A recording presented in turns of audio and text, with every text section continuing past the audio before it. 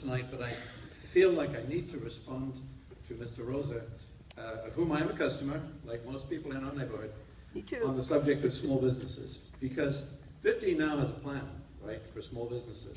Because we do recognize, I thought the points you made were well made, that Walmart has a Walmart operates in a different economic world than you do. What you didn't bring up is that they also employ hordes of lobbyists who, for some odd reason, are not here tonight, you know, to speak on their behalf in the language of money. And they get massive subsidies. And all of these corporations get massive subsidies. In fact, in the state of Washington, Boeing Corporation, which is allegedly based in Chicago, got a $9 billion subsidy this year based on a threat that they might leave. But I think that so I think that small businesses should be subsidized if they cannot afford the 15. Out of taxes paid by big business, out of taxes extracted from big business. We live in a city where every year $1 quadrillion passes through the Chicago Mercantile Exchange. A giant casino, that's many times the annual gross national product of the United States. But I think we also need to say that small business, like other businesses, needs regulation. Because there's also, no disrespect to Mr. Rosa and his company, but there is a lot of wage theft going on in this city. There's a lot of filthy, dirty practices. There's a grocery store in my neighborhood where they have a sign that says, if the cashier doesn't give you a receipt, your purchases are free.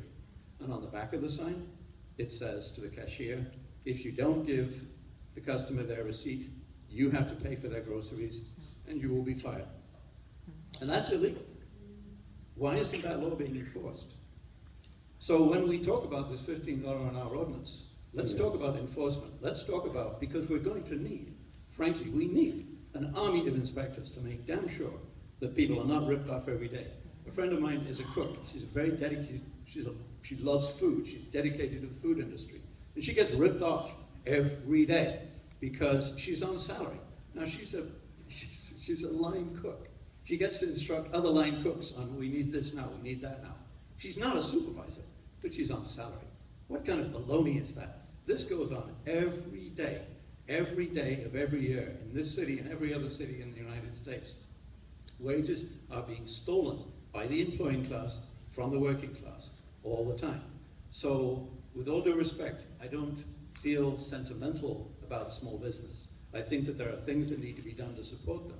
But let's be concerned about the vast majority of society, the 99-point-something% of society that actually go to work every day, work for a living, of whom a huge proportion are being robbed of their wages every day. Thank you.